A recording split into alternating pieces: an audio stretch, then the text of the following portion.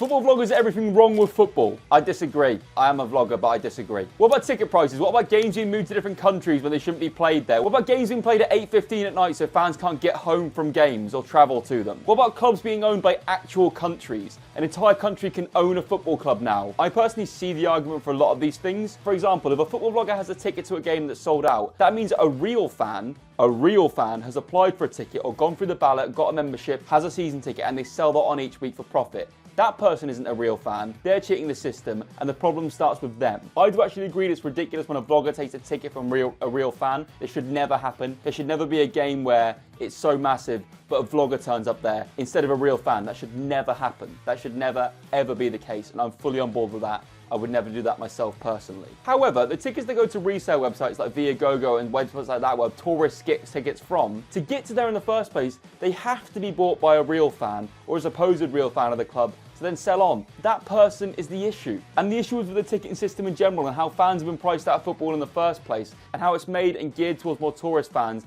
than actual fans. The problem is systemic and is nothing to do with vloggers. There might be an image or something to beat a stick with to do with the issue of football. But the problem is with how football is no longer for the working class, it's no longer for the real fan, and your club does not want you as a season ticket holder. Your club wants a stadium full of tourists because they'll buy a shirt from the club shop, they'll take photos at the stadium, they'll do the stadium tour, and the club makes so much more money from them than it does season ticket holders. The problem is greed and capitalism. The problem is football being seen as a TV show.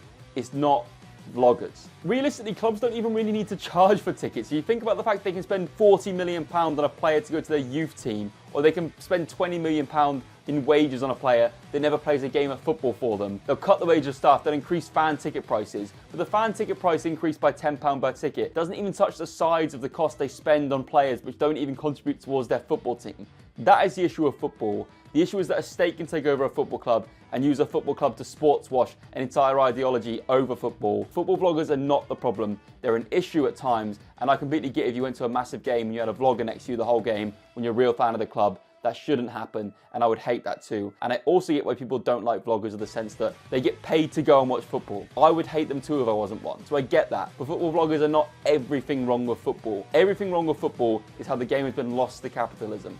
That is the problem, not individuals. Subscribe to my football vlogging YouTube channel.